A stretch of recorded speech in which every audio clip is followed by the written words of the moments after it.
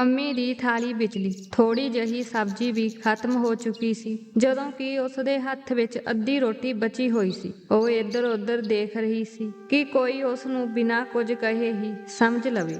ਮੈਂ ਉਸਦੇ ਦਿਲ ਦੀ ਗੱਲ ਸਮਝ ਗਿਆ, ਪਰ ਫਿਰ ਵੀ ਚੁੱਪ ਰਿਹਾ ਕਿਉਂਕਿ ਸਾਡੇ ਘਰ ਕਿਸੇ ਦੀ ਹਿੰਮਤ ਨਹੀਂ ਸੀ ਕਿ ਕੋਈ ਭਾਬੀ ਦੀ ਹਾਜ਼ਰੀ ਵਿੱਚ ਆਪਣੇ ਆਪ ਸਬਜ਼ੀ ਪਾ ਲਵੇ।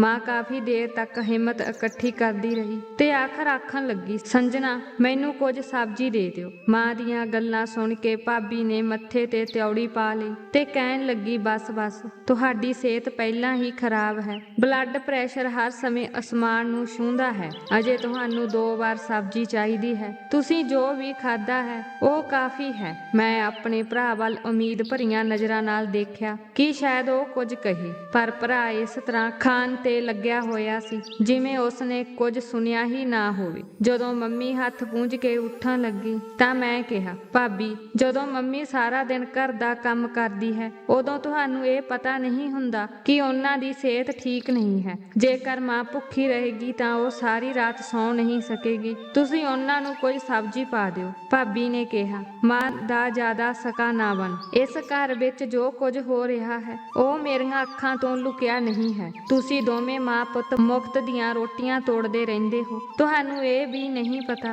ਕਿ ਤੁਹਾਡਾ ਭਰਾ ਕਿੰਨੀ ਮਿਹਨਤ ਕਰਦਾ ਹੈ। ਤੁਸੀਂ ਹੁਣ ਤੱਕ ਨੌਕਰੀ ਲੱਭਣ ਵਿੱਚ ਅਸਫਲ ਰਹੇ ਹੋ। ਪਹਿਲਾਂ ਕੋਈ ਕੰਮ ਕਰੋ ਅਤੇ ਫਿਰ ਵੱਡੀਆਂ ਵੱਡੀਆਂ ਗੱਲਾਂ ਕਰਨਾ। ਕੰਮ ਦੇ ਨਾ ਕਾਜ ਦੇ, ਦੁਸ਼ਮਣ ਅਨਾਜ ਦੇ। ਭਾਬੀ ਦੀਆਂ ਇਹ ਗੱਲਾਂ ਸੁਣ ਕੇ ਮੈਨੂੰ ਬਹੁਤ ਬੁਰਾ ਲੱਗਾ, ਪਰ ਮੈਂ ਚੁੱਪ ਰਿਹਾ। ਮੈਂ ਮਾਂ ਦੀ ਭੁੱਖ ਵੀ ਨਹੀਂ ਦੇਖ ਸਕਦਾ ਸੀ, ਇਸ ਲਈ ਮੈਂ ਆਪਣਾ ਕਟੋਰਾ ਚੁੱਕ ਕੇ ਉਸ ਦੇ ਸਾਹਮਣੇ ਰੱਖ ਦਿੱਤਾ ਅਤੇ ਕਿਹਾ, ਮੰਮੀ ਤੁਸੀਂ ਇਹ ਖਾ ਲਓ। ਮੇਰੀ ਗੱਲ ਸੁਣ ਕੇ ਭਾਬੀ ਦੇ ਅੱਗ ਲੱਗ ਗਈ। ਉਸਨੇ ਕਟੋਰਾ ਚੁੱਕਿਆ ਅਤੇ ਫਰਸ਼ ਤੇ ਸੁੱਟ ਦਿੱਤਾ ਅਤੇ ਕਿਹਾ, ਕਿ ਤੈਨੂੰ ਸਮਝ ਨਹੀਂ ਆਇਆ ਜੋ ਮੈਂ ਕਿਹਾ? ਜਦੋਂ ਮੈਂ ਕਿਹਾ ਕਿ ਹੋਰ ਖਾਣਾ ਨਹੀਂ ਦੇਣਾ ਤਾਂ ਤੂੰ ਮੇਰੇ ਹੁਕਮਾਂ ਤੋਂ ਬਾਹਰ ਕਿਉਂ ਗਿਆ? ਮੇਰੀਆਂ ਅੱਖਾਂ ਵਿੱਚ ਪਾਣੀ ਆ ਰਿਹਾ ਸੀ। ਮੈਂ ਕਿਹਾ, ਭਾਬੀ, ਤੇਰੇ ਵਿੱਚ ਇਨਸਾਨੀਅਤ ਨਾਂ ਦੀ ਕੋਈ ਚੀਜ਼ ਨਹੀਂ ਹੈ। ਇਹ ਸੁਣ ਕੇ ਭਾਬੀ ਰੋਣ ਲੱਗ ਪਈ ਅਤੇ ਹੋਰ ਵੀ ਉੱਚੀ ਉੱਚੀ ਚੀਕਾਂ ਮਾਰਨ ਲੱਗ ਪਈ। ਉਸਨੇ ਕਿਹਾ, ਦੇਖੋ ਵਿਪੁਲ, ਰਾਹੁਲ ਦੀ ਗੱਲ ਸੁਣੋ। ਉਹ ਮੇਰੇ ਨਾਲ ਦੁਰਵਿਹਾਰ ਕਰ ਰਿਹਾ ਹੈ। ਭਰਾ ਨੇ ਮੇਰੇ ਵੱਲ ਘੂਰ ਕੇ ਕਿਹਾ, ਆਪਣੀ ਭਰਜਾਈ ਤੋਂ ਮਾਫੀ ਮੰਗੋ। ਮੈਂ ਕਿਹਾ, ਭਰਾ ਜੀ, ਜਦੋਂ ਤੱਕ ਭਾਬੀ ਮਾਂ ਨਾਲ ਬੇਇਨਸਾਫੀ ਕਰ ਰਹੀ ਸੀ ਤੁਸੀਂ ਪੂਰੀ ਤਰ੍ਹਾਂ ਚੁੱਪ ਰਹੇ ਅਤੇ ਗੂੰਗੇ ਬਣ ਕੇ ਬੈਠੇ ਸੀ, ਅਤੇ ਹੁਣ ਅਚਾਨਕ ਤੁਹਾਨੂੰ ਲੱਗ ਰਿਹਾ ਹੈ ਕਿ ਕੁਝ ਗਲਤ ਹੋ ਰਿਹਾ ਹੈ। ਤੁਸੀਂ ਬਹੁਤ ਬੇਸ਼ਰਮ ਹੋ ਗਏ ਹੋ। ਕੀ ਤੁਹਾਨੂੰ ਆਪਣੀ ਮਾਂ ਦੀ ਬਿਲਕੁਲ ਪਰਵਾਹ ਨਹੀਂ ਹੈ? ਤੁਸੀਂ ਆਪਣੀ ਪਤਨੀ ਦੇ ਗੁਲਾਮ ਹੋ ਗਏ ਹੋ। ਭਰਾ ਇੱਕਦਮ ਉੱਠ ਕੇ ਬੋਲਿਆ, ਮੈਂ ਬਹੁਤ ਸਹਿ ਲਿਆ ਤੇਰੀ ਬਦਤਮੀਜ਼ੀ ਨੂੰ। ਤੇਰੀ ਭਲਾਈ ਇਸ ਵਿੱਚ ਹੀ ਹੈ ਕਿ ਤੁਸੀਂ ਇੱਥੋਂ ਚਲੇ ਜਾਓ, ਨਹੀਂ ਤਾਂ ਮੇਰੇ ਤੋਂ ਬੁਰਾ ਕੋਈ ਨਹੀਂ ਹੋਵੇਗਾ। ਮੈਨੂੰ ਵੀ ਬਹੁਤ ਗੁੱਸਾ ਆਇਆ। ਮੈਂ ਕਿਹਾ, ਭਾਈ, ਇਹ ਸੱਚ ਤਾਂ ਹੈ ਕਿ ਤੇਰੇ ਤੋਂ ਬੁਰਾ ਕੋਈ ਨਹੀਂ ਹੈ। ਇਸ ਕਾਰਨ ਮੇਰੇ ਭਰਾ ਨੇ ਮੇਰੇ ਮੂੰਹ ਤੇ ਥੱਪੜ ਮਾਰ ਕੇ ਮੈਨੂੰ ਘਰੋਂ ਬਾਹਰ ਕੱਢ ਦਿੱਤਾ। ਮੈਂ ਹੈਰਾਨ ਰਹਿ ਗਿਆ। ਮੈਨੂੰ ਇਸ ਸਭ ਦੀ ਉਮੀਦ ਨਹੀਂ ਸੀ। ਮੰਮੀ ਵਿਪੁਲ ਨੂੰ ਕਹਿਣ ਲੱਗੀ, ਤੈਨੂੰ ਕੀ ਹੋ ਗਿਆ ਹੈ? ਤੂੰ ਇਸ ਤਰ੍ਹਾਂ ਨਹੀਂ ਕਰ ਸਕਦਾ। ਇਹ ਘਰ ਸਿਰਫ ਤੇਰਾ ਨਹੀਂ ਹੈ, ਰਾਹੁਲ ਦਾ ਵੀ ਹੈ। ਤੁਹਾਡਾ ਦੋਵਾਂ ਦਾ ਬਰਾਬਰ ਹਿੱਸਾ ਹੈ। ਤੁਸੀਂ ਉਸ ਨੂੰ ਇਸ ਤਰ੍ਹਾਂ ਘਰੋਂ ਨਹੀਂ ਕੱਢ ਸਕਦੇ।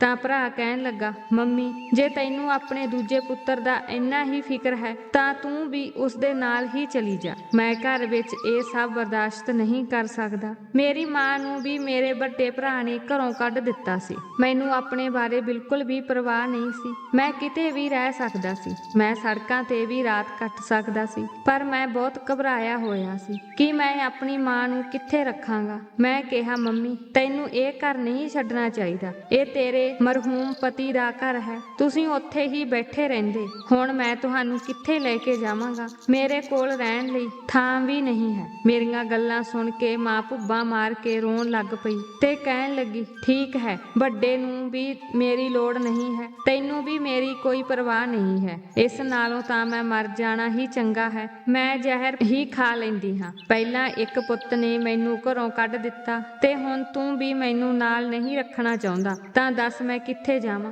ਮੈਂ ਕਿਹਾ, ਮੰਮੀ, ਅਜਿਹੀ ਕੋਈ ਗੱਲ ਨਹੀਂ ਹੈ। ਤੁਸੀਂ ਮੇਰੀ ਬੇਬਸੀ ਨੂੰ ਸਮਝਣ ਦੀ ਕੋਸ਼ਿਸ਼ ਕਰੋ। ਮੈਂ ਤੁਹਾਨੂੰ ਨਕਾਰ ਨਹੀਂ ਰਿਹਾ। ਮੈਂ ਫਿਕਰਮੰਦ ਹਾਂ ਕਿ ਤੁਹਾਨੂੰ ਕਿੱਥੇ ਰੱਖਾਂ। ਮੇਰੇ ਕੋਲ ਕੋਈ ਥਾਂ ਵੀ ਨਹੀਂ ਹੈ ਤੇ ਮੈਂ ਚਿੰਤਤ ਹਾਂ। ਮੈਂ ਤੁਹਾਨੂੰ ਪਰੇਸ਼ਾਨ ਨਹੀਂ ਦੇਖ ਸਕਦਾ। ਮੇਰੀ ਮਾਂ ਨੇ ਕਿਹਾ, ਚਿੰਤਾ ਨਾ ਕਰੋ, ਤੁਹਾਡੀ ਮਾਂ ਤੁਹਾਡੇ ਨਾਲ ਹੈ। ਰੱਬ ਜ਼ਰੂਰ ਕੋਈ ਚਮਤਕਾਰ ਕਰੇਗਾ। ਮੈਂ ਆਪਣੀ ਮਾਂ ਨੂੰ ਆਪਣੇ ਦੋਸਤ ਦੇ ਘਰ ਲੈ ਗਿਆ, ਕਿਉਂਕਿ ਮੇਰੇ ਕੋਲ ਰਹਿਣ ਲਈ ਕੋਈ ਹੋਰ ਥਾਂ ਨਹੀਂ ਸੀ। ਹੋਟਲ ਵਿੱਚ ਰਹਿਣ ਲਈ ਮੇਰੇ ਕੋਲ ਪੈਸੇ ਨਹੀਂ ਸਨ। ਮੇਰੇ ਕੋਲ ਆਪਣੀ ਮਾਂ ਨੂੰ ਖਾਣਾ ਖਵਾਉਣ ਲਈ ਵੀ ਇੱਕ ਪੈਸਾ ਵੀ ਨਹੀਂ ਸੀ। ਮੇਰਾ ਦੋਸਤ ਮੈਨੂੰ ਅਤੇ ਮੇਰੀ ਮਾਂ ਨੂੰ ਨਿਮਰਤਾ ਨਾਲ ਘਰ ਦੇ ਅੰਦਰ ਲੈ ਗਿਆ ਅਤੇ ਮੇਰਾ ਸਵਾਗਤ ਕੀਤਾ। ਮੈਂ ਉਸ ਨੂੰ ਕਿਹਾ ਕਿ ਮੈਂ ਇੱਥੇ ਸਿਰਫ 2 ਦਿਨ ਰਹਾਂਗਾ ਅਤੇ ਫਿਰ ਚਲਾ ਜਾਵਾਂਗਾ। ਤਾਂ ਮੇਰਾ ਦੋਸਤ ਕਹਿਣ ਲੱਗਾ ਕਿ ਤੁਸੀਂ ਮਾਂ ਜੀ ਦੇ ਨਾਲ ਆਏ ਹੋ, ਤੁਸੀਂ ਜਿੰਨਾ ਚਿਰ ਚਾਹੋ ਇੱਥੇ ਰਹਿ ਸਕਦੇ ਹੋ। ਮੈਨੂੰ ਪਤਾ ਸੀ ਕਿ ਮੇਰਾ ਦੋਸਤ ਵੀ ਮੇਰੇ ਵਾਂਗ ਆਪਣੇ ਮਾਪਿਆਂ ਦੇ ਪੈਸਿਆਂ ਤੇ ਪਲ ਰਿਹਾ ਸੀ। ਉਹ ਜ਼ਿਆਦਾ ਦਿਨ ਸਾਡਾ ਖਰਚਾ ਬਰਦਾਸ਼ਤ ਨਹੀਂ ਕਰ ਸਕਦਾ ਸੀ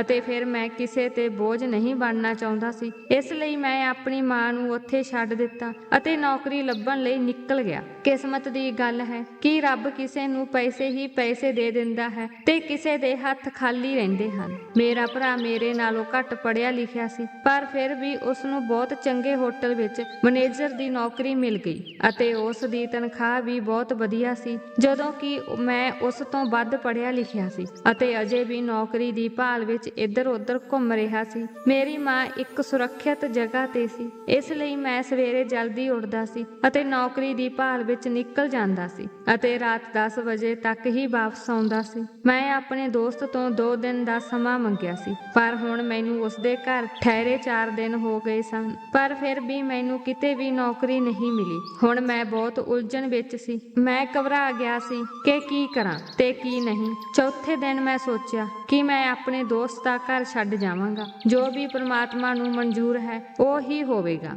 ਮੈਂ ਫਿਰ ਨੌਕਰੀ ਦੀ ਭਾਲ ਵਿੱਚ ਨਿਕਲ ਗਿਆ ਸੀ। ਮੈਂ ਅਜਿਹਾ ਕੋਈ ਦਫ਼ਤਰ ਨਹੀਂ ਛੱਡਿਆ ਸੀ ਜਿੱਥੇ ਮੈਂ ਨੌਕਰੀ ਲਈ ਨਾ ਗਿਆ ਹੋਵਾਂ, ਪਰ ਫਿਰ ਵੀ ਮੈਨੂੰ ਕੋਈ ਚੰਗੀ ਨੌਕਰੀ ਨਹੀਂ ਮਿਲੀ। ਮੈਂ ਥੱਕ ਕੇ ਸੜਕ ਕਿਨਾਰੇ ਬੈਠਾ ਸੀ ਜਦੋਂ ਮੇਰੀ ਨਜ਼ਰ ਕੰਧ ਤੇ ਲੱਗੇ ਇੱਕ ਪੋਸਟਰ ਤੇ ਪਈ, ਜਿਸ ਤੇ ਲਿਖਿਆ ਸੀ ਕਿ ਹਸਪਤਾਲ ਵਿੱਚ ਚਪੜਾਸੀ ਦੀ ਲੋੜ ਹੈ, ਤਨਖਾਹ 20,000 ਰੁਪਏ, ਰਿਹਾਇਸ਼ ਮੁਫਤ। ਇਹ ਪੜ੍ਹ ਕੇ ਮੇਰੀਆਂ ਅੱਖਾਂ ਵਿੱਚ ਹੰਝੂ ਆ ਗਏ। ਮੈਂ ਆਪਣੇ ਆਪ ਨੂੰ ਕਿਹਾ, ਰਾਹੁਲ, ਇਹ ਨੌਕਰੀ ਤੁਹਾਡੇ ਲਈ ਨਹੀਂ ਹੈ। ਮੈਂ MBA ਕੀਤੀ ਹੈ ਤਾਂ ਕਿ ਮੈਂ ਚਪੜਾਸੀ ਵਜੋਂ ਕੰਮ ਕਰਾਂਗਾ। ਮੇਰਾ ਦਿਲ ਖੂਨ ਦੇ ਹੰਝੂ ਰੋਣ ਲੱਗਾ। ਮੇਰੀਆਂ ਅੱਖਾਂ ਅੱਗੇ ਮਾਂ ਦਾ ਚਿਹਰਾ ਆਇਆ ਅਤੇ ਫਿਰ ਮੈਂ ਬਿਨਾਂ ਕੁਝ ਸੋਚੇ ਖੜਾ ਹੋ ਗਿਆ ਅਤੇ ਉਸ ਪਤੇ ਤੇ ਪਹੁੰਚ ਗਿਆ ਜਿੱਥੇ ਚਪੜਾਸੀ ਦੀ ਲੋੜ ਸੀ। ਜਦੋਂ ਮੈਂ ਹਸਪਤਾਲ ਦੇ ਸਟਾਫ ਨੂੰ ਦੱਸਿਆ ਕਿ ਮੈਂ ਚਪੜਾਸੀ ਵਜੋਂ ਕੰਮ ਕਰਨ ਆਇਆ ਹਾਂ, ਤਾਂ ਉਹ ਮੈਨੂੰ ਦੇਖ ਕੇ ਹੈਰਾਨ ਰਹਿ ਗਏ, ਕਿਉਂਕਿ ਇੰਜ ਜਾਪਦਾ ਸੀ ਜਿਵੇਂ ਮੈਂ ਇੱਕ ਚੰਗੇ ਪਰਿਵਾਰ ਨਾਲ ਸੰਬੰਧ ਰੱਖਦਾ ਹਾਂ ਅਤੇ ਰੱਬ ਨੇ ਮੈਨੂੰ ਬਣਾਇਆ ਵੀ ਬਹੁਤ ਸੋਹਣਾ ਸੀ। ਕਾਲਜ ਦੇ ਸਮੇਂ ਵਿੱਚ ਵੀ ਕੁੜੀਆਂ ਮੇਰੀ ਸੁੰਦਰਤਾ ਦੀਆਂ ਦੀਵਾਨੀਆਂ ਹੁੰਦੀਆਂ ਸਨ। ਮੇਰਾ ਰੰਗ ਚਿੱਟਾ, ਘੁੰਗਰਾਲੇ ਵਾਲ ਅਤੇ ਕਾਲੀਆਂ ਅੱਖਾਂ ਹਨ। ਇੰਜ ਲੱਗਦਾ ਸੀ ਜਿਵੇਂ ਮੈਂ ਕਿਸੇ ਰਿਆਸਤ ਦਾ ਸ਼ਹਿਜ਼ਾਦਾ ਹਾਂ। ਮੈਨੂੰ ਇੰਟਰਵਿਊ ਲਈ ਡਾਕਟਰ ਕੋਲ ਲਿਜਾਇਆ ਗਿਆ। ਡਾਕਟਰ ਨੇ ਮੇਰੀ ਫਾਈਲ ਵੀ ਵੇਖ ਲਈ ਸੀ ਅਤੇ ਡਾਕਟਰ ਇਹ ਦੇਖ ਕੇ ਹੈਰਾਨ ਰਹਿ ਗਏ ਅਤੇ ਕਹਿਣ ਲੱਗੇ ਕਿ ਤੁਸੀਂ MBA ਕੀਤੀ ਹੈ ਅਤੇ ਚਪੜਾਸੀ ਦੀ ਨੌਕਰੀ ਕਰਨਾ ਚਾਹੁੰਦੇ ਹੋ। ਇਹ ਨੌਕਰੀ ਉਹਨਾਂ ਲੋਕਾਂ ਲਈ ਹੈ ਜੋ ਅਨਪੜ੍ਹ ਹਨ ਅਤੇ ਆਪਣੀ ਮਿਹਨਤ ਨਾਲ ਆਪਣਾ ਗੁਜ਼ਾਰਾ ਕਮਾਉਣਾ ਚਾਹੁੰਦੇ ਹਨ। ਮੈਨੂੰ ਦੱਸੋ ਕਿ ਤੁਸੀਂ ਇਹ ਕੰਮ ਕਿਉਂ ਕਰਨਾ ਚਾਹੁੰਦੇ ਹੋ। ਮੇਰੀਆਂ ਅੱਖਾਂ ਵਿੱਚ ਹੰਝੂ ਸਨ। ਮੈਂ ਕਿਹਾ, ਮੈਂ ਬਹੁਤ ਬੇਵੱਸ ਹਾਂ। ਮੈਂ ਇੰਟਰਵਿਊ ਲਈ ਕਈ ਥਾਵਾਂ ਤੇ ਗਿਆ, ਪਰ ਕੁਝ ਨਹੀਂ ਮਿਲਿਆ। ਜਨਾਬ, ਇਸ ਸਮੇਂ ਮੈਨੂੰ ਨੌਕਰੀ ਦੀ ਸਖਤ ਲੋੜ ਹੈ, ਚਾਹੇ ਉਹ ਚਪੜਾਸੀ ਦੀ ਹੀ ਕਿਉਂ ਨਾ ਹੋਵੇ, ਅਤੇ ਇਸ ਲਈ ਮੈਂ ਇਹ ਨੌਕਰੀ ਕਰਨ ਲਈ ਤਿਆਰ ਹਾਂ। ਡਾਕਟਰ ਨੇ ਕਿਹਾ, ਜੇਕਰ ਅਜਿਹਾ ਹੈ ਤਾਂ ਮੈਂ ਤੁਹਾਨੂੰ ਇਹ ਨੌਕਰੀ ਦੇ ਦਿਆਂਗਾ ਅਤੇ ਫਿਰ ਡਾਕਟਰ ਨੇ ਮੈਨੂੰ ਚਪੜਾਸੀ ਦੀ ਨੌਕਰੀ ਦੇ ਦਿੱਤੀ। ਮੈਨੂੰ ਹਸਪਤਾਲ ਦੇ ਪਿੱਛੇ ਇੱਕ ਫਲੈਟ ਵੀ ਦਿੱਤਾ ਗਿਆ ਸੀ। ਮੈਂ ਸਮਝ ਨਹੀਂ ਸਕਿਆ ਕਿ ਇਹ ਮੇਰੇ ਲਈ ਖੁਸ਼ੀ ਦਾ ਮੌਕਾ ਸੀ ਜਾਂ ਉਦਾਸੀ ਦਾ। ਫਿਰ ਮੈਂ ਘਰ ਆਇਆ ਅਤੇ ਇਸ ਮੁਸ਼ਕਲ ਸਮੇਂ ਵਿੱਚ ਮੇਰਾ ਸਾਥ ਦੇਣ ਲਈ ਅਤੇ ਮੈਨੂੰ ਆਪਣੇ ਘਰ ਰਹਿਣ ਲਈ ਜਗ੍ਹਾ ਦੇਣ ਲਈ ਆਪਣੇ ਦੋਸਤ ਦਾ ਧੰਨਵਾਦ ਕੀਤਾ ਤੇ ਕਿਹਾ, ਹੁਣ ਮੈਂ ਆਪਣੀ ਮਾਂ ਨੂੰ ਇੱਥੋਂ ਲਿਜਾ ਰਿਹਾ ਹਾਂ। ਮੇਰਾ ਦੋਸਤ ਪੁੱਛਣ ਲੱਗਾ ਕਿ ਤੁਸੀਂ ਕਿੱਥੇ ਜਾ ਰਹੇ ਹੋ, ਤਾਂ ਮੈਂ ਉਸ ਨੂੰ ਕਿਹਾ ਕਿ ਮੈਨੂੰ ਇੱਕ ਹਸਪਤਾਲ ਵਿੱਚ ਨੌਕਰੀ ਮਿਲ ਗਈ ਹੈ। ਤਾਂ ਉਹ ਹੱਸਣ ਲੱਗਾ ਅਤੇ ਕਿਹਾ, ਮੈਨੂੰ ਮੂਰਖ ਨਾ ਬਣਾਓ, ਤੁਸੀਂ MBA ਦੀ ਪੜ੍ਹਾਈ ਕੀਤੀ ਹੈ, ਫਿਰ ਤੁਹਾਨੂੰ ਹਸਪਤਾਲ ਵਿੱਚ ਨੌਕਰੀ ਕਿਵੇਂ ਮਿਲੀ। ਮੈਂ ਕਿਹਾ, ਮੈਨੂੰ ਚਪੜਾਸੀ ਦੀ ਨੌਕਰੀ ਮਿਲੀ ਹੈ। ਇਹ ਸੁਣ ਕੇ ਮੇਰੇ ਦੋਸਤ ਦੀਆਂ ਅੱਖਾਂ ਵਿੱਚ ਵੀ ਹੰਝੂ ਆ ਗਏ। ਉਸਨੇ ਕਿਹਾ, ਰਾਹੁਲ, ਮੇਰਾ ਘਰ ਤੁਹਾਡੇ ਲਈ ਹਮੇਸ਼ਾ ਖੁੱਲਾ ਹੈ, ਪਰ ਆਪਣੇ ਆਪ ਨੂੰ ਇਸ ਤਰ੍ਹਾਂ ਤਸੀਹੇ ਨਾ ਦਿਓ। ਜੇ ਤੁਸੀਂ ਆਪਣੀ ਹਿੰਮਤ ਜਾਰੀ ਰੱਖੋਗੇ ਤਾਂ ਯਕੀਨਨ ਤੁਹਾਨੂੰ ਇੱਕ ਚੰਗੀ ਨੌਕਰੀ ਮਿਲ ਜਾਵੇਗੀ। ਉਦੋਂ ਤੱਕ ਤੁਸੀਂ ਬਿਨਾਂ ਕਿਸੇ ਡਰ ਦੇ ਮੇਰੇ ਘਰ ਰਹਿ ਸਕਦੇ ਹੋ। ਮੈਂ ਕਿਹਾ, ਤੁਹਾਡਾ ਬਹੁਤ ਬਹੁਤ ਧੰਨਵਾਦ ਕਿ ਤੁਸੀਂ ਮੈਨੂੰ ਇੰਨੇ ਦਿਨ ਇੱਥੇ ਰੱਖਿਆ ਅਤੇ ਹਰ ਤਰ੍ਹਾਂ ਨਾਲ ਮੇਰਾ ਖਿਆਲ ਰੱਖਿਆ। ਤੇਰਾ ਇਹ ਉਪਕਾਰ ਮੈਂ ਉਮਰ ਭਰ ਨਹੀਂ ਭੁੱਲਾਂਗਾ। ਹੁਣ ਜਦੋਂ ਮੈਨੂੰ ਰੋਜੀ ਰੋਟੀ ਕਮਾਉਣ ਲਈ ਨੌਕਰੀ ਮਿਲੀ ਹੈ ਤਾਂ ਮੈਂ ਇਸ ਨੂੰ ਲੱਤ ਨਹੀਂ ਮਾਰ ਸਕਦਾ। ਮੇਰੇ ਦੋਸਤ ਨੇ ਮੈਨੂੰ ਬਹੁਤ ਰੋਕਣ ਦੀ ਕੋਸ਼ਿਸ਼ ਕੀਤੀ, ਬਹੁਤ ਸਮਝਾਇਆ, ਪਰ ਮੈਂ ਨਾ ਰੁਕਿਆ ਅਤੇ ਆਪਣੀ ਮਾਂ ਨਾਲ ਹਸਪਤਾਲ ਦੇ ਪਿੱਛੇ ਫਲੈਟ ਵਿੱਚ ਸ਼ਿਫਟ ਹੋ ਗਿਆ। ਮੰਮੀ ਨੇ ਪੁੱਛਿਆ ਕਿ ਤੈਨੂੰ ਕਿਹੋ ਜਿਹੀ ਨੌਕਰੀ ਮਿਲੀ ਹੈ ਰਾਹੁਲ ਪੁੱਤਰ। ਮੈਂ ਕਿਹਾ, ਮਾਂ, ਮੈਂ ਦਫ਼ਤਰ ਅੰਦਰ ਬੈਠ ਕੇ ਕੰਪਿਊਟਰ ਤੇ ਕੰਮ ਕਰਨਾ ਹੈ। ਇਹ ਸੁਣ ਕੇ ਮੇਰੀ ਮਾਂ ਬਹੁਤ ਖੁਸ਼ ਹੋਈ। ਹੁਣ ਮੈਂ ਆਪਣੀ ਮਾਂ ਨੂੰ ਸੱਚ ਨਹੀਂ ਦੱਸ ਸਕਦਾ ਸੀ, ਨਹੀਂ ਤਾਂ ਉਹ ਤਣਾਅ ਵਿੱਚ ਆ ਜਾਂਦੀ ਅਤੇ ਉਸ ਦਾ ਬਲੱਡ ਪ੍ਰੈਸ਼ਰ ਹਾਈ ਹੋ ਜਾਂਦਾ। ਖੈਰ, ਹੁਣ ਮੈਂ ਹਰ ਰੋਜ਼ ਕੰਮ ਤੇ ਜਾਂਦਾ ਸੀ। ਹਸਪਤਾਲ ਦੀ ਸਫਾਈ ਬਹੁਤ ਦਿਲ ਨਾਲ ਕਰਦਾ ਸੀ ਅਤੇ ਸੋਚਦਾ ਸੀ ਕਿ ਸ਼ਾਇਦ ਇਹ ਸਭ ਕੁਝ ਮੇਰੀ ਕਿਸਮਤ ਵਿੱਚ ਲਿਖਿਆ ਹੋਇਆ ਹੈ। ਹਰ ਵਿਅਕਤੀ ਆਪਣੀ ਕਿਸਮਤ ਤੇ ਨਿਰਭਰ ਹੁੰਦਾ ਹੈ, ਇਸ ਲਈ ਸ਼ਾਇਦ ਇਹ ਗਰੀਬੀ ਅਤੇ ਘੱਟ ਤਨਖਾਹ ਵਾਲੀ ਨੌਕਰੀ ਮੇਰੀ ਕਿਸਮਤ ਵਿੱਚ ਹੀ ਲਿਖੀ ਹੋਈ ਸੀ।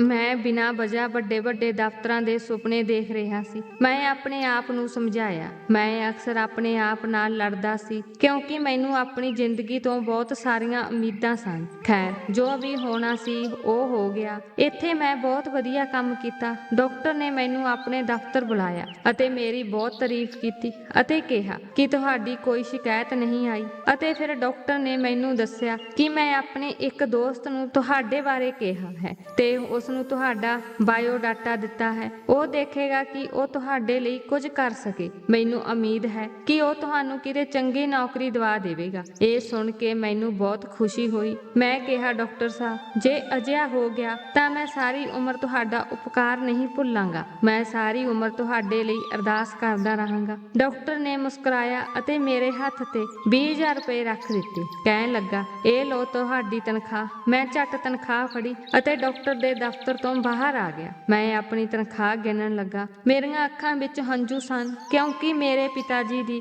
ਮੌਤ ਤੋਂ ਬਾਅਦ ਮੈਂ ਕਦੇ ਵੀ ਇੱਕ ਵਾਰ ਵਿੱਚ 20,000 ਰੁਪਏ ਨਹੀਂ ਦੇਖੇ ਸਨ। ਮੈਂ ਤਾਂ 500 ਰੁਪਏ ਦਾ ਨੋਟ ਦੇਖਣ ਲਈ ਤਰਸ ਰਿਹਾ ਸੀ। ਮੈਂ ਉਸ ਪੈਸੇ ਨੂੰ ਬਾਰ-ਬਾਰ ਗਿਣ ਰਿਹਾ ਸੀ ਅਤੇ ਸੋਚ ਰਿਹਾ ਸੀ ਕਿ ਸਭ ਤੋਂ ਪਹਿਲਾਂ ਘਰ ਰਾਸ਼ਨ ਲੈ ਕੇ ਜਾਵਾਂਗਾ ਕਿਉਂਕਿ ਖਾਣ ਪੀਣ ਦੀਆਂ ਚੀਜ਼ਾਂ ਦੀ ਬਹੁਤ ਸਮੱਸਿਆ ਸੀ। ਮੈਂ ਆਪਣੀ ਮਾਂ ਨੂੰ ਚੰਗਾ ਖਾਣਾ ਖਵਾਉਣਾ ਚਾਹੁੰਦਾ ਸੀ। ਮੈਂ ਝੱਟ ਪੈਸੇ ਜੇਬ ਵਿੱਚ ਪਾ ਲਏ, ਪਰ ਅਚਾਨਕ ਇੱਕ ਔਰਤ ਮੇਰੇ ਸਾਹਮਣੇ ਆ ਕੇ ਖੜੀ ਹੋ ਗਈ। ਉਸਨੇ ਮੇਰੇ ਸਾਹਮਣੇ ਆਪਣੇ ਦੋਵੇਂ ਹੱਥ ਜੋੜ ਲਏ। ਉਹ ਕਹਿਣ ਲੱਗੀ, ਰੱਬ ਦਾ ਵਾਸਤਾ ਮੇਰੀ ਮਦਦ ਕਰੋ। ਉਹ ਬਿਨਾਂ ਕਿਸੇ ਆਵਾਜ਼ ਦੇ ਰੋ ਰਹੀ ਸੀ। ਉਸ ਦੀਆਂ ਅੱਖਾਂ ਵਿੱਚੋਂ ਹੰਝੂ ਡਿੱਗ ਰਹੇ ਸਨ। ਮੈਂ ਕਿਹਾ, ਕੀ ਹੋਇਆ? ਤਾਂ ਉਹ ਕਹਿਣ ਲੱਗੀ ਕਿ ਕੱਲ ਮੇਰੇ ਲੜਕੇ ਦਾ ਐਕਸੀਡੈਂਟ ਹੋਇਆ ਸੀ। ਉਹ ਤੇਜ਼ ਰਫ਼ਤਾਰ ਨਾਲ ਮੋਟਰਸਾਈਕਲ ਚਲਾ ਰਿਹਾ ਸੀ। ਮੇਰੇ ਬੇਟੇ ਨੇ ਇਹ ਵੀ ਨਹੀਂ ਸੋਚਿਆ ਕਿ ਜੇ ਉਸ ਨੂੰ ਕੁਝ ਹੋ ਗਿਆ ਤਾਂ ਮੈਂ ਕੀ ਕਰਾਂਗੀ। ਉਸ ਨੇ ਮੇਰੀ ਪਰਵਾਹ ਨਹੀਂ ਕੀਤੀ ਅਤੇ ਹੁਣ ਉਹ ਆਈਸੀਯੂ ਵਿੱਚ ਪਿਆ ਹੈ। ਮੈਨੂੰ ਉਸ ਦੇ ਆਪਰੇਸ਼ਨ ਲਈ ਪੈਸੇ ਚਾਹੀਦੇ ਹਨ ਅਤੇ ਮੇਰੇ ਕੋਲ ਕੋਈ ਪੈਸੇ ਨਹੀਂ ਹਨ। ਮੇਰੇ ਹੱਥ ਖਾਲੀ ਹਨ। ਜੇ ਮੈਂ ਕਹਾਂ ਕਿ ਰੱਬ ਤੋਂ ਇਲਾਵਾ ਕੋਈ ਵੀ ਮੇਰੇ ਬੱਚੇ ਦੀ ਜਾਨ ਬਚਾ ਸਕਦਾ ਹੈ ਤਾਂ ਇਹ ਸਿਰਫ ਪੈਸਾ ਹੈ। ਪੈਸੇ ਤੋਂ ਬਿਨਾਂ ਮੇਰਾ ਬੇਟਾ ਨਹੀਂ ਬਚ ਸਕਦਾ। ਜੇ ਪੈਸੇ ਹੋਣਗੇ ਤਾਂ ਡਾਕਟਰ ਉਸ ਦਾ ਆਪਰੇਸ਼ਨ ਕਰੇਗਾ, ਨਹੀਂ ਤਾਂ ਉਹ ਮੇਰੇ ਬੱਚੇ ਨੂੰ ਡਿਸਚਾਰਜ ਕਰ ਦੇਣਗੇ। ਮੈਨੂੰ ਕੁਝ ਪੈਸੇ ਦੇ ਦਿਓ ਤਾਂ ਜੋ ਮੇਰੇ ਬੱਚੇ ਦੀ ਜਾਨ ਬਚ ਸਕੇ। ਉਸ ਔਰਤ ਦੇ ਚਿਹਰੇ ਤੇ ਇੰਨੀ ਬੇਵਸੀ ਸੀ ਕਿ ਉਸ ਨੂੰ ਦੇਖ ਕੇ ਮੇਰਾ ਦਿਲ ਵੀ ਡੁੱਬ ਗਿਆ। ਬਿਨਾਂ ਕੁਝ ਸੋਚੇ ਮੈਂ 20,000 ਰੁਪਏ ਉਸ ਔਰਤ ਨੂੰ ਦੇ ਦਿੱਤੇ। ਮੈਂ ਕਿਹਾ ਕਿ ਮੈਂ ਪ੍ਰਮਾਤਮਾ ਅੱਗੇ ਅਰਦਾਸ ਕਰਾਂਗਾ ਕਿ ਉਹ ਤੁਹਾਡੇ ਬੱਚੇ ਨੂੰ ਲੰਬੀ ਉਮਰ ਦੇਵੇ। ਉਸ ਔਰਤ ਨੇ ਮੈਨੂੰ ਅਸ਼ੀਸ਼ ਦਿੱਤੀ ਤੇ ਉਹ ਅੱਗੇ ਵਧ ਗਈ। ਹੁਣ ਉਹ ਦੂਜੇ ਵਿਅਕਤੀ ਦੇ ਸਾਹਮਣੇ ਹੱਥ ਜੋੜ ਕੇ ਆਪਣੇ ਬੱਚੇ ਲਈ ਪੈਸੇ ਮੰਗ ਰਹੀ ਸੀ, ਪਰ ਉਸ ਆਦਮੀ ਨੇ ਉਸ ਨੂੰ ਝਿੜਕਿਆ ਤੇ ਉਸ ਨੂੰ ਦੂਰ ਭੇਜ ਦਿੱਤਾ। ਹੁਣ ਉਹ ਹੱਥ ਜੋੜ ਕੇ ਕਿਸੇ ਤੀਜੇ ਵਿਅਕਤੀ ਕੋਲ ਜਾ ਕੇ ਪੈਸੇ ਮੰਗ ਰਹੀ ਸੀ, ਪਰ ਉੱਥੇ ਵੀ ਉਸ ਨੂੰ ਪੈਸੇ ਨਹੀਂ ਮਿਲੇ। ਉਸ ਸਮੇਂ ਮੇਰੇ ਮਨ ਵਿੱਚ ਇਹ ਗੱਲ ਆਈ ਕਿ ਕਾਸ਼ ਮੇਰੇ ਕੋਲ ਇੰਨੇ ਪੈਸੇ ਹੁੰਦੇ ਕਿ ਮੈਂ ਉਸ ਔਰਤ ਦੀ ਮਦਦ ਕਰ ਸਕਦਾ। ਫਿਰ ਮੈਂ ਸੋਚਿਆ ਕਿ ਮੈਂ ਖੁਦ ਹਸਪਤਾਲ ਦੇ ਡਾਕਟਰ ਤੋਂ ਉਸ ਔਰਤ ਲਈ ਪੈਸੇ ਮੰਗਾਂਗਾ। ਮੈਂ ਫਟਾਫਟ ਸੀਨੀਅਰ ਡਾਕਟਰ ਕੋਲ ਗਿਆ ਅਤੇ ਹਰੇਕ ਨੂੰ ਪੈਸੇ ਦੀ ਅਪੀਲ ਕੀਤੀ। ਮੈਂ ਕਿਹਾ ਕਿ ਤੁਸੀਂ ਲੋਕ ਮੇਰੀ ਮਹੀਨਾਵਾਰ ਤਨਖਾਹ ਰੱਖ ਲਿਓ, ਪਰ ਇਸ ਸਮੇਂ ਮੈਨੂੰ ਪੈਸਿਆਂ ਦੀ ਸਖਤ ਲੋੜ ਹੈ। ਮੈਨੂੰ ਪੈਸੇ ਦੇ ਦਿਓ। ਕਿਸੇ ਨੇ ਮੈਨੂੰ 10,000 ਰੁਪਏ ਦਿੱਤੇ ਅਤੇ ਕਿਸੇ ਨੇ ਮੇਰੇ ਹੱਥ ਤੇ 20,000 ਰੁਪਏ ਰੱਖੇ। ਮੈਨੂੰ ਬਹੁਤ ਖੁਸ਼ੀ ਹੋਈ ਕਿ ਜਦੋਂ ਮੈਂ ਉਹ ਪੈਸੇ ਉਸ ਔਰਤ ਨੂੰ ਸੌਂਪਾਂਗਾ ਤਾਂ ਉਹ ਕਿੰਨੀ ਖੁਸ਼ ਹੋਵੇਗੀ। ਮੈਂ ਲਗਭਗ 70,000 ਰੁਪਏ ਇਕੱਠੇ ਕੀਤੇ ਸਨ। ਮੈਂ ਉਸ ਔਰਤ ਨੂੰ ਹਸਪਤਾਲ ਵਿੱਚ ਲੱਭ ਕੇ ਪੈਸੇ ਫੜਾ ਦਿੱਤੇ ਅਤੇ ਕਿਹਾ ਕਿ ਇਹ ਪੈਸੇ ਮੈਂ ਹਸਪਤਾਲ ਦੇ ਸਟਾਫ ਤੋਂ ਲਏ ਹਨ, ਤੁਸੀਂ ਇਹ ਡਾਕਟਰ ਨੂੰ ਦੇ ਦਿਓ ਤਾਂ ਜੋ ਉਹ ਤੁਹਾਡੇ ਬੱਚੇ ਦਾ ਇਲਾਜ ਸ਼ੁਰੂ ਕਰ ਸਕੇ ਅਤੇ ਬਾਕੀ ਬਚੇ ਪੈਸਿਆਂ ਦਾ ਪ੍ਰਮਾਤਮਾ ਜ਼ਰੂਰ ਪ੍ਰਬੰਧ ਕਰੇਗਾ। ਔਰਤ ਤੇਜ਼ੀ ਨਾਲ ਅੱਗੇ ਵਧੀ ਅਤੇ ਮੇਰੇ ਹੱਥਾਂ ਨੂੰ ਚੁੰਮਣ ਲੱਗੀ ਅਤੇ ਉਸ ਨੇ ਕਿਹਾ, ਇਸ ਦੇ ਬਦਲੇ ਰੱਬ ਤੁਹਾਨੂੰ ਬਹੁਤ ਵੱਡਾ ਇਨਾਮ ਦੇਵੇਗਾ। ਰੱਬ ਤੁਹਾਡੇ ਤੇ ਮਿਹਰ ਕਰੇ ਕਿ ਤੁਸੀਂ ਕਰੋੜਪਤੀ ਬਣ ਜਾਓ। ਮੈਂ ਉਸ ਔਰਤ ਦੀ ਪ੍ਰਾਰਥਨਾ ਸੁਣ ਕੇ ਹੱਸ ਪਿਆ ਅਤੇ ਅੱਗੇ ਵਧ ਗਿਆ। ਕਰੋੜਪਤੀ ਬਣਨਾ ਮੇਰੀ ਕਿਸਮਤ ਵਿੱਚ ਨਹੀਂ ਸੀ। ਹੁਣ ਮੈਨੂੰ ਲੱਗਾ ਸੀ ਕਿ 2 ਵਕਤ ਦੀ ਰੋਟੀ ਖਾਣਾ ਵੀ ਮੇਰੀ ਕਿਸਮਤ ਵਿੱਚ ਨਹੀਂ ਸੀ, ਕਿਉਂਕਿ ਅੱਜ ਜੋ ਤਨਖਾਹ ਮੈਨੂੰ ਮਿਲੀ ਸੀ ਉਹ ਵੀ ਮੈਂ ਉਸ ਔਰਤ ਨੂੰ ਦੇ ਦਿੱਤੀ ਸੀ ਅਤੇ ਅਗਲੇ 2-3 ਮਹੀਨਿਆਂ ਲਈ ਮਿਲਣ ਵਾਲੀ ਤਨਖਾਹ ਵੀ ਮੈਂ ਉਹਨਾਂ ਨੂੰ ਦੇ ਦਿੱਤੀ ਸੀ ਜੋ ਹਸਪਤਾਲ ਵਿੱਚ ਮੇਰੇ ਜਾਣ ਪਛਾਣ ਵਾਲੇ ਕਰਮਚਾਰੀ ਤੋਂ ਉਧਾਰ ਲਿਆ ਸੀ ਅਤੇ ਮੇਰੇ ਘਰ ਵਿੱਚ ਰਾਸ਼ਨ ਨਾਂ ਦੀ ਕੋਈ ਚੀਜ਼ ਨਹੀਂ ਸੀ। ਜਦੋਂ ਮੈਂ ਘਰ ਗਿਆ ਤਾਂ ਮੇਰੀ ਮਾਂ ਮੇਰੀ ਉਡੀਕ ਕਰ ਰਹੀ ਸੀ ਅਤੇ ਪੁੱਛ ਰਹੀ ਸੀ, ਪੁੱਤ ਤੂੰ ਕੀ ਲਿਆਇਆ ਹੈ? ਮੇਰਾ ਸਿਰ ਸ਼ਰਮ ਨਾਲ ਝੁਕ ਗਿਆ, ਪਰ ਮੈਂ ਮਾਂ ਨੂੰ ਝੂਠੀ ਤਸੱਲੀ ਦਿੱਤੀ ਅਤੇ ਕਿਹਾ, ਮਾਂ ਮੈਨੂੰ ਮੇਰੀ ਤਨਖਾਹ ਨਹੀਂ ਮਿਲੀ, ਕੱਲ ਮਿਲਣਗੇ, ਚਿੰਤਾ ਨਾ ਕਰੋ। ਮੰਮੀ ਨੇ ਮੇਰੇ ਵੱਲ ਦੇਖਿਆ ਤੇ ਫਿਰ ਅਚਾਰ ਨਾਲ ਸੁੱਕੀ ਰੋਟੀ ਖਾਣ ਲੱਗ ਪਈ। ਇਹ ਅਚਾਰ ਮਾਂ ਲਈ ਚੰਗਾ ਨਹੀਂ ਸੀ ਕਿਉਂਕਿ ਉਸ ਨੂੰ ਬਲੱਡ ਪ੍ਰੈਸ਼ਰ ਦੀ ਸਮੱਸਿਆ ਸੀ। ਮੇਰਾ ਦਿਲ ਟੁੱਟ ਗਿਆ ਸੀ, ਪਰ ਮੈਂ ਕੀ ਕਰ ਸਕਦਾ ਸੀ। ਮੈਂ ਬਿਨਾਂ ਖਾਧੇ ਮੰਜੇ ਤੇ ਲੇਟ ਗਿਆ। ਮੰਮੀ ਕਹਿਣ ਲੱਗੀ, ਕੁਝ ਖਾ ਲਓ। ਮੈਂ ਕਿਹਾ, ਨਹੀਂ, ਮੈਨੂੰ ਭੁੱਖ ਨਹੀਂ ਹੈ। ਮੇਰੀ ਮਾਂ ਨੂੰ ਪਤਾ ਸੀ ਕਿ ਮੈਂ ਪਰੇਸ਼ਾਨ ਸੀ। ਮਾਂ ਕਹਿਣ ਲੱਗੀ, ਬੇਟਾ ਚਿੰਤਾ ਨਾ ਕਰ, ਰੱਬ ਸਾਨੂੰ ਬਹੁਤ ਦੇਵੇਗਾ, ਤੁਸੀਂ ਖਾਣਾ ਖਾਓ। ਮੈਂ ਕਿਹਾ, ਮਾਂ ਮੈਨੂੰ ਇਹ ਝੂਠੀ ਤਸੱਲੀ ਜਾਂ ਸਲਾਹ ਨਾ ਦਿਓ, ਰੱਬ ਸਾਨੂੰ ਕੁਝ ਨਹੀਂ ਦੇਵੇਗਾ, ਆਪਾਂ ਦੋਵੇਂ ਇਸ ਤਰ੍ਹਾਂ ਹੀ ਜ਼ਿੰਦਗੀ ਕੱਢ ਦੇਵਾਂਗੇ। ਮੇਰੀ ਗੱਲ ਸੁਣ ਕੇ ਮੇਰੀ ਮਾਂ ਨੇ ਮੈਨੂੰ ਟੋਕਦਿਆਂ ਕਿਹਾ, ਅੱਜ ਤੋਂ ਬਾਅਦ ਮੇਰੇ ਸਾਹਮਣੇ ਨਿਰਾਸ਼ਾ ਦੀ ਗੱਲ ਨਾ ਕਰਿਓ। ਸਭ ਕੁਝ ਪਰਮਾਤਮਾ ਦੇ ਹੱਥ ਵਿੱਚ ਹੈ। ਉਹ ਜਿਸ ਨੂੰ ਜਿਵੇਂ ਚਾਹੇ ਦੇ ਸਕਦਾ ਹੈ ਅਤੇ ਜਿਵੇਂ ਚਾਹੇ ਲੈ ਸਕਦਾ ਹੈ। ਮੈਂ ਆਪਣੀ ਮਾਂ ਦੀ ਗੱਲ ਸੁਣ ਹੀ ਰਿਹਾ ਸੀ ਜਦੋਂ ਸਾਡੇ ਘਰ ਦਾ ਦਰਵਾਜ਼ਾ ਖੜਕਿਆ। ਮੈਂ ਦਰਵਾਜ਼ਾ ਖੋਲ੍ਹਿਆ ਤਾਂ ਸਾਹਮਣੇ 2 ਆਦਮੀ ਖੜੇ ਸਨ। ਉਸ ਨੇ 3 ਪੀਸ ਸੂਟ ਪਾਇਆ ਹੋਇਆ ਸੀ। ਉਸ ਦੀਆਂ ਅੱਖਾਂ ਤੇ ਗੂੜੇ ਚਸ਼ਮੇ ਸਨ ਅਤੇ ਉਸ ਦੇ ਗੁੱਟ ਤੇ ਇੱਕ ਮਹਿੰਗੀ ਘੜੀ ਬੰਨੀ ਹੋਈ ਸੀ। ਉਸ ਦੀ ਬਹੁਤ ਵੱਡੀ ਕਾਰ ਵੀ ਉੱਥੇ ਖੜੀ ਸੀ। ਮੈਂ ਕਿਹਾ, ਮੈਂ ਤੁਹਾਨੂੰ ਨਹੀਂ ਜਾਣਦਾ ਅਤੇ ਉਸ ਨੇ ਕਿਹਾ, ਚਿੰਤਾ ਨਾ ਕਰੋ, ਤੁਸੀਂ ਸ਼ਾਇਦ ਸਾਨੂੰ ਨਹੀਂ ਜਾਣਦੇ, ਪਰ ਰਾਹੁਲ ਜੀ ਅਸੀਂ ਤੁਹਾਨੂੰ ਚੰਗੀ ਤਰ੍ਹਾਂ ਜਾਣਦੇ ਹਾਂ। ਤੁਸੀਂ ਇਹਨਾਂ ਚਾਬੀਆਂ ਨੂੰ ਫੜ ਕੇ ਇਹ ਕਾਗਜ਼ ਫੜੋ। ਮੈਂ ਕਿਹਾ, ਤੁਸੀਂ ਮੈਨੂੰ ਇਹ ਕਾਗਜ਼ਾਂ ਤੇ ਚਾਬੀਆਂ ਕਿਉਂ ਦੇ ਰਹੇ ਹੋ? ਤਾਂ ਇੱਕ ਆਦਮੀ ਕਹਿਣ ਲੱਗਾ ਕਿ ਇਹ ਤੁਹਾਡੇ ਲਈ ਬਹੁਤ ਵੱਡਾ ਸਰਪ੍ਰਾਈਜ਼ ਹੈ। ਤੁਸੀਂ ਘਰ ਜਾ ਕੇ ਸੋਫੇ ਤੇ ਆਰਾਮ ਨਾਲ ਬੈਠ ਕੇ ਇਹ ਚਿੱਠੀ ਪੜ੍ਹ ਲਓ, ਨਹੀਂ ਤਾਂ ਤੁਹਾਨੂੰ ਚੱਕਰ ਆ ਜਾਵੇਗਾ। ਮੈਂ ਇਹ ਸੁਣ ਕੇ ਹੈਰਾਨ ਰਹਿ ਗਿਆ ਅਤੇ ਝਿਜਕ ਕੇ ਪੇਪਰ ਫੜ ਲਿਆ। ਕਿਸੇ ਅਣਸੁਖਾਵੀ ਘਟਨਾ ਦੇ ਡਰ ਨਾਲ ਮੇਰਾ ਦਿਲ ਅੰਦਰੋਂ ਕੰਬ ਰਿਹਾ ਸੀ। ਮੈਂ ਸੁਣਿਆ ਸੀ ਕਿ ਅਮੀਰ ਲੋਕ ਚੰਗੇ ਨਹੀਂ ਹੁੰਦੇ। ਪਤਾ ਨਹੀਂ ਇਹ ਲੋਕ ਮੈਨੂੰ ਇਹ ਕਾਗਜ਼ ਕਿਉਂ ਦੇਣ ਆਏ ਸਨ। ਉਹ ਮੇਰੇ ਤੋਂ ਕੀ ਚਾਹੁੰਦੇ ਸਨ? ਮੈਂ ਸੋਚਿਆ ਕਿ ਇਹ ਆਦਮੀ ਸ਼ਾਇਦ ਮੇਰੀ ਤਬਾਹੀ ਦਾ ਕਾਰਨ ਬਣਨਗੇ। ਜਦੋਂ ਮੈਂ ਕਮਰੇ ਵਿੱਚ ਆਇਆ ਤਾਂ ਮਾਂ ਨੇ ਪੁੱਛਿਆ, ਕੌਣ ਸੀ ਪੁੱਤਰ ਦਰਵਾਜ਼ੇ ਤੇ? ਜਦੋਂ ਮੰਮੀ ਨੇ ਮੇਰੇ ਹੱਥ ਵਿੱਚ ਕਾਗਜ਼ ਦੇਖਿਆ ਤਾਂ ਉਸਨੇ ਪੁੱਛਿਆ, ਇਹ ਕੀ ਹੈ? ਮੈਂ ਕਿਹਾ, ਮੰਮੀ ਇਹ ਮੈਨੂੰ 2 ਅਣਪਛਾਤੇ ਬੰਦਿਆਂ ਨੇ ਦਿੱਤਾ ਹੈ, ਮੈਨੂੰ ਖੁਦ ਨਹੀਂ ਪਤਾ ਕਿ ਇਸ ਵਿੱਚ ਕੀ ਹੈ। ਮੇਰੀ ਮਾਂ ਕਹਿਣ ਲੱਗੀ, ਠੀਕ ਹੈ, ਇਸ ਨੂੰ ਖੋਲ ਕੇ ਦੇਖੋ, ਇਸ ਵਿੱਚ ਕੀ ਲਿਖਿਆ ਹੈ? ਮੈਂ ਕਿਹਾ ਕਿ ਮਾਂ ਮੈਂ ਦੇਖਦਾ ਹਾਂ, ਪਰ ਸੱਚਾਈ ਇਹ ਸੀ ਕਿ ਮੈਂ ਹਿੰਮਤ ਨਹੀਂ ਜੁਟਾ ਪਾ ਰਿਹਾ ਸੀ। ਫਿਰ ਮੈਂ ਉਹ ਕਾਗਜ਼ ਖੋਲ੍ਹਿਆ। ਇਸ ਤੇ ਲਿਖਿਆ ਹੋਇਆ ਸੀ, ਰਾਹੁਲ ਜੀ ਅੱਜ ਮੈਂ ਤੁਹਾਨੂੰ ਸ਼ਹਿਰ ਦੇ ਹਸਪਤਾਲ ਵਿੱਚ ਦੇਖਿਆ। ਉੱਥੇ ਤੁਸੀਂ ਚਪੜਾਸੀ ਦਾ ਕੰਮ ਕਰ ਰਹੇ ਹੋ, ਪਰ ਅੱਜ ਤੁਸੀਂ ਆਪਣੀ ਤਨਖਾਹ ਮਿਲਦੇ ਹੀ ਇੱਕ ਗਰੀਬ ਔਰਤ ਦੀ ਮਦਦ ਕੀਤੀ ਹੈ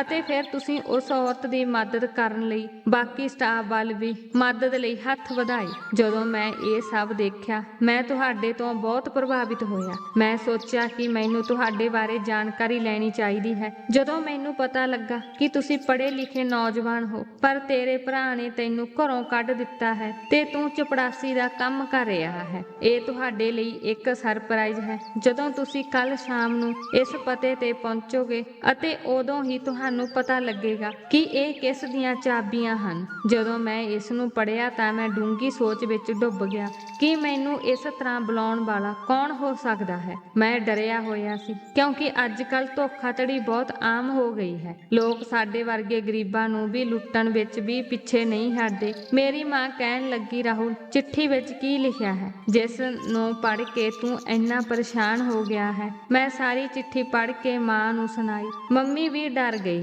ਅਤੇ ਕਿਹਾ, ਨਹੀਂ ਨਹੀਂ ਰਾਹੁਲ, ਤੁਹਾਨੂੰ ਕਿਤੇ ਜਾਣ ਦੀ ਲੋੜ ਨਹੀਂ, ਚੁੱਪਚਾਪ ਆਪਣਾ ਕੰਮ ਕਰਦੇ ਰਹੋ। ਜਦੋਂ ਮੈਂ ਸਿਰ ਹਿਲਾਇਆ ਤਾਂ ਮੰਮੀ ਨੇ ਕਿਹਾ, ਠੀਕ ਹੈ, ਤੁਹਾਨੂੰ ਅੱਜ ਤਨਖਾਹ ਮਿਲੀ ਹੈ ਪਰ ਤੁਸੀਂ ਇੱਕ ਔਰਤ ਨੂੰ ਦੇ ਦਿੱਤੀ। ਮਾਂ ਦੀ ਗੱਲ ਸੁਣ ਕੇ ਮੈਂ ਡਰ ਗਿਆ ਪਰ ਮਾਂ ਨੇ ਮੇਰਾ ਮੱਥਾ ਚੁੰਮ ਕੇ ਕਿਹਾ ਕਿ ਉਸ ਨੂੰ ਆਪਣੇ ਪੁੱਤਰ ਤੇ ਮਾਣ ਹੈ। ਰਾਹੁਲ, ਤੁਸੀਂ ਅੱਜ ਮੈਨੂੰ ਸੱਚਮੁੱਚ ਬਹੁਤ ਖੁਸ਼ ਕੀਤਾ ਹੈ। ਮੈਂ ਹਮੇਸ਼ਾ ਸੋਚਦੀ ਸੀ ਕਿ ਸ਼ਾਇਦ ਮੇਰੇ ਪਾਲਣ ਪੋਸ਼ਣ ਵਿੱਚ ਕੋਈ ਕਮੀ ਹੈ ਜਿਸ ਕਾਰਨ ਵਿਪੁਲ ਨੇ ਮੇਰੇ ਨਾਲ ਅਜਿਹਾ ਮਾੜਾ ਕੰਮ ਕੀਤਾ। ਮੈਂ ਤੁਹਾਨੂੰ ਚੰਗੇ ਜਾਂ ਮਾੜੇ ਕੰਮ ਬਾਰੇ ਸਿਖਾ ਹੀ ਨਹੀਂ ਸਕੀ ਪਰ ਅੱਜ ਜਦੋਂ ਮੈਨੂੰ ਪਤਾ ਲੱਗਾ ਕਿ ਤੁਸੀਂ ਗਰੀਬ ਔਰਤ ਦੀ ਮਦਦ ਕੀਤੀ ਹੈ ਤਾਂ ਮੈਨੂੰ ਤਸੱਲੀ ਹੋਈ ਕਿ ਮੇਰੇ ਪਾਲਣ ਪੋਸ਼ਣ ਵਿੱਚ ਕੋਈ ਕਮੀ ਨਹੀਂ ਹੈ। ਇਹ ਵਿਪੁਲ ਅਤੇ ਉਸ ਦੀ ਪਤਨੀ ਦਾ ਇਰਾਦਾ ਹੈ। ਰੱਬ ਦਾ ਸ਼ੁਕਰ ਹੈ ਕਿ ਤੁਸੀਂ ਮੈਨੂੰ ਜ਼ਿੰਦਗੀ ਵਿੱਚ ਅਜਿਹਾ ਦਿਨ ਦਿਖਾਇਆ। ਮਾਂ ਦੀਆਂ ਗੱਲਾਂ ਸੁਣ ਕੇ ਮੈਂ ਹੱਸ ਪਿਆ। ਖੈਰ, ਮੈਂ ਸਵੇਰੇ ਆਪਣੇ ਕੰਮ ਤੇ ਚਲਾ ਗਿਆ। ਮੇਰਾ ਇਸ ਪਤੇ ਤੇ ਜਾਣ ਦਾ ਕੋਈ ਇਰਾਦਾ ਨਹੀਂ ਸੀ ਕਿਉਂਕਿ ਮੈਨੂੰ ਡਰ ਸੀ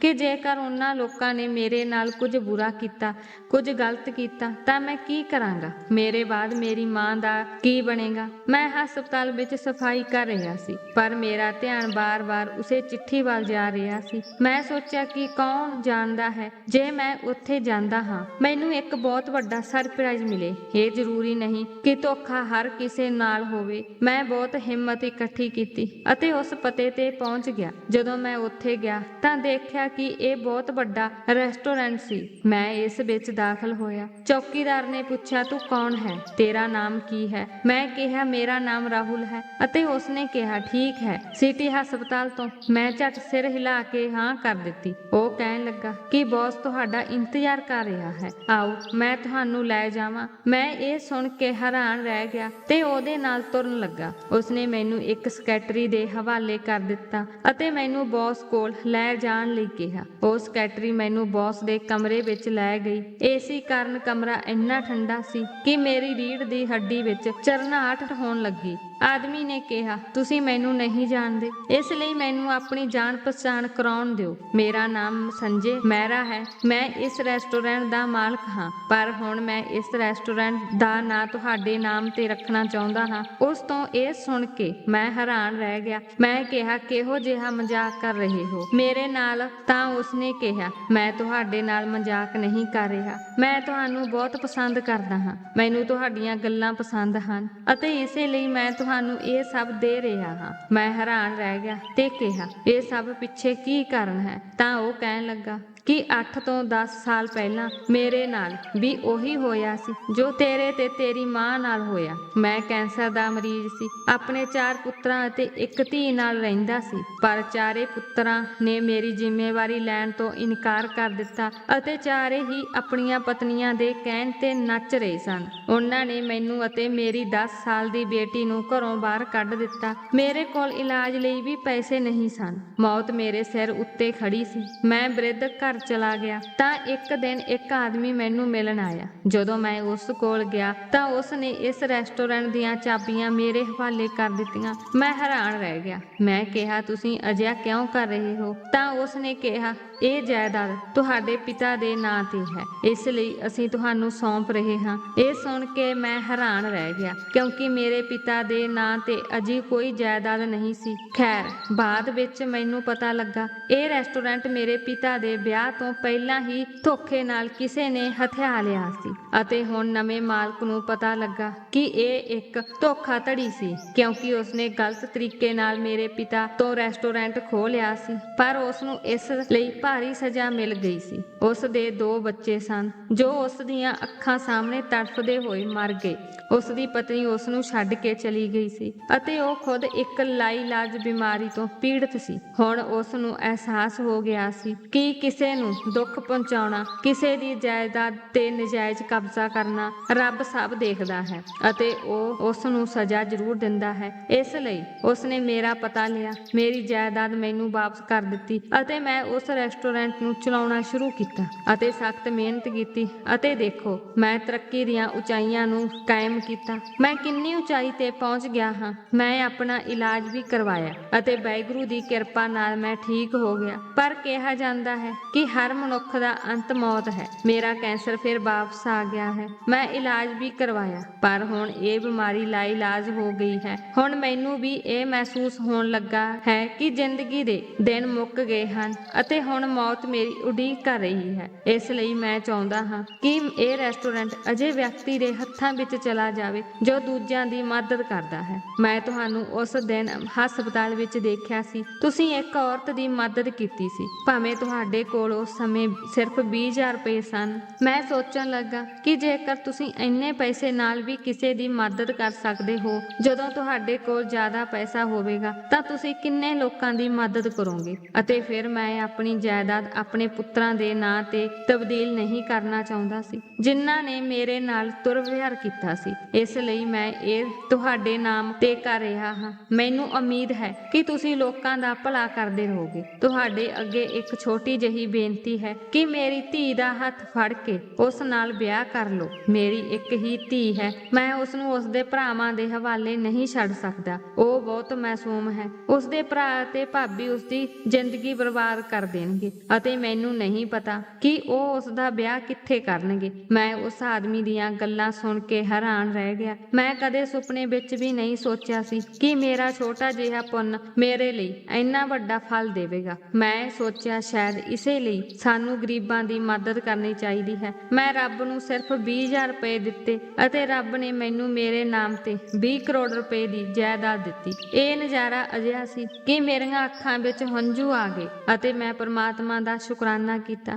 ਅੱਜ ਮੈਨੂੰ ਪਤਾ ਲੱਗਾ ਕਿ ਇਹ ਬਿਲਕੁਲ ਸੱਚ ਹੈ ਕਿ ਦੂਜਿਆਂ ਦੀ ਮਦਦ ਕਰਨ ਨਾਲ ਦਿਲ ਨੂੰ ਸ਼ਾਂਤੀ ਮਿਲਦੀ ਹੈ ਅਤੇ ਪਰਮਾਤਮਾ ਵੀ ਖੁਸ਼ ਹੁੰਦਾ ਹੈ। ਹੁਣ ਮੈਂ ਉਸ ਰੈਸਟੋਰੈਂਟ ਵਿੱਚ ਕੰਮ ਕਰਨਾ ਸ਼ੁਰੂ ਕਰ ਦਿੱਤਾ। ਕੁਝ ਦਿਨਾਂ ਵਿੱਚ ਹੀ ਉਹ ਮੈਨੂੰ ਰੈਸਟੋਰੈਂਟ ਦਾ ਸਾਰਾ ਕੰਮ ਸਮਝਾਉਣ ਲੱਗ ਪਿਆ। ਮੈਨੂੰ ਸਿਖਲਾਈ ਦਿੱਤੀ ਗਈ ਅਤੇ ਮੇਰੀ ਸਿੱਖਿਆ ਮੇਰੇ ਲਈ ਬਹੁਤ ਲਾਭਦਾਇਕ ਸੀ। ਰੈਸਟੋਰੈਂਟ ਦਾ ਕੰਮ ਸਮਝਾਉਣ ਦੇ ਨਾਲ ਹੀ ਸੰਜੇ ਮਹਿਰਾ ਨੇ ਮੇਰਾ ਵਿਆਹ ਆਪਣੀ ਬੇਟੀ ਨਿਹਾਰਿਕਾ ਨਾਲ ਕਰਵਾ ਦਿੱਤਾ ਸੀ। ਨਿਹਾਰਿਕਾ ਬਹੁਤ ਸੋਹਣੀ ਕੁੜੀ ਸੀ ਅਤੇ ਸਭ ਤੋਂ ਖਾਸ ਗੱਲ ਇਹ ਸੀ ਕਿ ਉਹ ਦਿਲ ਦੀ ਬਹੁਤ ਹੀ ਸਾਫ਼ ਕੁੜੀ ਸੀ। ਵਿਆਹ ਤੋਂ ਬਾਅਦ ਮੈਂ ਉਸ ਨੂੰ ਵੱਖਰੇ ਫਲੈਟ ਵਿੱਚ ਲੈ ਗਿਆ ਕਿਉਂਕਿ ਮੈਂ ਹਸਪਤਾਲ ਦੀ ਨੌਕਰੀ ਛੱਡ ਦਿੱਤੀ ਸੀ। ਪਰ ਸੰਜੇ ਜੀ ਨੇ ਮੇਰੇ ਲਈ ਬਹੁਤ ਵਧੀਆ ਫਲੈਟ ਬੁੱਕ ਕਰਵਾਇਆ ਸੀ ਜੋ ਮੇਰੇ ਅਤੇ ਨਿਹਾਰਿਕਾ ਦੇ ਨਾਮ ਤੇ ਸੀ। ਹੁਣ ਮੈਂ, ਮੇਰੀ ਮਾਂ ਅਤੇ ਨਿਹਾਰਿਕਾ ਇਸ ਫਲੈਟ ਵਿੱਚ ਰਹਿਣ ਲੱਗੇ। ਬਹੁਤ ਜਲਦੀ ਮੈਂ ਉਸ ਸੀਟ ਨੂੰ ਸੰਭਾਲਣ ਦੇ ਯੋਗ ਹੋ ਗਿਆ। ਜਦੋਂ ਮੈਂ ਬੌਸ ਦਾ ਅਹੁਦਾ ਸੰਭਾਲਿਆ ਤਾਂ ਮੈਂ ਇਹ ਦੇਖ ਕੇ ਹੈਰਾਨ ਰਹਿ ਗਿਆ ਕਿ ਮੇਰਾ ਭਰਾ ਵੀ ਮੈਨੇਜਰ ਦੀ ਲਾਈਨ ਵਿੱਚ ਖੜਾ ਸੀ। ਜਦੋਂ ਮੈਂ ਉੱਥੇ ਬੌਸ ਬਣਿਆ ਤਾਂ ਮੇਰਾ ਭਰਾ ਰੈਸਟੋਰੈਂਟ ਦਾ ਮੈਨੇਜਰ ਸੀ। ਇਹ ਦੇਖ ਕੇ ਮੇਰਾ ਭਰਾ ਹੈਰਾਨ ਰਹਿ ਗਿਆ। ਕੁਝ ਸਮੇਂ ਬਾਅਦ ਜਦੋਂ ਮੈਂ ਆਪਣੇ ਦਫ਼ਤਰ ਗਿਆ ਤਾਂ ਮੇਰਾ ਭਰਾ ਵੀ ਮੇਰੇ ਪਿੱਛੇ ਪਿੱਛੇ ਆ ਗਿਆ। ਉਹ ਕਹਿਣ ਲੱਗਾ, ਰਾਹੁਲ, ਇਹ ਸਭ ਕਿਵੇਂ ਸੰਭਵ ਹੈ? ਤਾਂ ਮੈਂ ਕਿਹਾ ਕਿ ਹੁਣ ਮੈਂ ਤੇਰਾ ਬੌਸ ਹਾਂ, ਮੈਨੂੰ ਰਾਹੁਲ ਕਹਿਣ ਦੀ ਕੋਈ ਲੋੜ ਨਹੀਂ ਹੈ। ਤਾਂ ਮੇਰਾ ਭਰਾ ਗੁੱਸੇ ਵਿੱਚ ਆ ਗਿਆ ਤੇ ਕਹਿਣ ਲੱਗਾ, ਤੂੰ ਮੇਰਾ ਛੋਟਾ ਭਰਾ ਹੈ, ਹੁਣ ਤੂੰ ਵੀ ਮੇਰੇ ਨਾਲ ਇਸ ਤਰ੍ਹਾਂ ਕਰੇਗਾ? ਤੈਨੂੰ ਚਾਹੀਦਾ ਹੈ ਕਿ ਤੂੰ ਮੈਨੂੰ ਤਰੱਕੀ ਦੇ ਕੇ ਮੇਰੀਆਂ ਗੱਲਾਂ ਭੁੱਲ ਜਾਵੇਂ। ਮੈਂ ਕਿਹਾ, ਇਸ ਤਰ੍ਹਾਂ ਦੀ ਕੋਈ ਗੱਲ ਨਾ ਕਰੋ, ਨਹੀਂ ਤਾਂ ਮੈਂ ਤੁਹਾਨੂੰ ਇਸ ਨੌਕਰੀ ਤੋਂ ਕੱਢ ਦਿਆਂਗਾ। ਮੇਰੀ ਗੱਲ ਸੁਣ ਕੇ ਮੇਰਾ ਭਰਾ ਘਬਰਾ ਗਿਆ ਅਤੇ ਫਿਰ ਮੇਰੇ ਦਫ਼ਤਰ ਤੋਂ ਚਲਾ ਗਿਆ। ਮੈਂ ਸੋਚਿਆ ਕਿ ਇਹ ਸਭ ਰੱਬ ਦੀ ਖੇਡ ਹੈ। ਕੋਈ ਤੁਹਾਡੇ ਤੇ ਰਾਜ ਕਰਨਾ ਚਾਹੁੰਦਾ ਹੈ ਪਰ ਉਹ ਅਚਾਨਕ ਤੁਹਾਡੇ ਪੈਰਾਂ ਤੇ ਡਿੱਗਣ ਲਈ ਤਿਆਰ ਹੋ ਜਾਂਦਾ ਹੈ। ਮੈਂ ਆਪਣੀ ਜ਼ਿੰਦਗੀ ਤੋਂ ਇਹ ਸਬਕ ਸਿੱਖਿਆ ਹੈ ਕਿ ਕਿਸੇ ਦੀ ਮਦਦ ਕਰਨ ਤੋਂ ਪਿੱਛੇ ਨਹੀਂ ਹਟਣਾ ਚਾਹੀਦਾ। ਸਾਨੂੰ ਗਰੀਬਾਂ ਦੀ ਵੱਧ ਤੋਂ ਵੱਧ ਮਦਦ ਕਰਨੀ ਚਾਹੀਦੀ ਹੈ। ਹੁਣ ਮੈਂ ਇੱਕ ਰੈਸਟੋਰੈਂਟ ਚਲਾਉਣਾ ਸ਼ੁਰੂ ਕਰ ਦਿੱਤਾ ਅਤੇ ਰੱਬ ਨੇ ਮੈਨੂੰ ਇਸ ਤਰ੍ਹਾਂ ਦੀ ਅਸੀਸ ਦਿੱਤੀ ਕਿ ਉਹ ਪਹਿਲਾਂ ਨਾਲੋਂ ਵੱਧ ਚੱਲਣ ਲੱਗ ਪਿਆ ਸੀ। ਮੈਂ ਕਈ ਗਰੀਬਾਂ ਪਰਿਵਾਰਾਂ ਦੀ ਮਦਦ ਕੀਤੀ ਸੀ। ਹੁਣ ਮੇਰਾ ਸਹੁਰਾ ਮੇਰੇ ਨਾਲ ਬਹੁਤ ਖੁਸ਼ ਸੀ ਅਤੇ ਮੇਰੀ ਪਤਨੀ ਨਿਹਾਰਿਕਾ ਬਹੁਤ ਚੰਗੀ ਪਤਨੀ ਸਾਬਤ ਹੋਈ ਸੀ। ਉਸਨੇ ਮੇਰੀ ਮਾਂ ਦੀ ਇੰਨੀ ਲਗਨ ਨਾਲ ਸੇਵਾ ਕੀਤੀ, ਮੈਨੂੰ ਯਕੀਨ ਨਹੀਂ ਆ ਰਿਹਾ ਸੀ ਕਿ ਉਹ ਇੱਕ ਨੂੰਹ ਸੀ। ਉਸਨੇ ਬੇਟੀ ਦੀ ਭੂਮਿਕਾ ਨਿਭਾਈ। ਉਹ ਮੇਰੀ ਮਾਂ ਦੀ ਧੀ ਵਾਂਗ ਸੇਵਾ ਕਰਦੀ ਸੀ। ਮੇਰੀ ਮਾਂ ਵੀ ਨਿਹਾਰਿਕਾ ਤੋਂ ਬਹੁਤ ਖੁਸ਼ ਸੀ। ਅੱਜ ਮੈਂ ਆਪਣੀ ਜ਼ਿੰਦਗੀ ਵਿੱਚ ਵਿੱਚ ਬਹੁਤ ਖੁਸ਼ ਹਾਂ। ਕਿਸੇ ਚੀਜ਼ ਦੀ ਕਮੀ ਨਹੀਂ। ਤਾਂ ਦੋਸਤੋ, ਇਹ ਸੀ ਸਾਡੀ ਅੱਜ ਦੀ ਕਹਾਣੀ। ਤੁਹਾਨੂੰ ਇਹ ਕਿੱਦਾਂ ਲੱਗੀ? ਜੇ ਵਧੀਆ ਲੱਗੀ ਤਾਂ ਜ਼ਰੂਰ ਦੱਸਣਾ। ਲਾਈਕ, ਸ਼ੇਅਰ, ਸਬਸਕ੍ਰਾਈਬ ਕਰਨਾ। ਅੰਤ ਤੱਕ ਕਹਾਣੀ ਨੂੰ ਸੁਣਨ ਲਈ ਤੁਹਾਡਾ ਬਹੁਤ ਬਹੁਤ ਧੰਨਵਾਦ।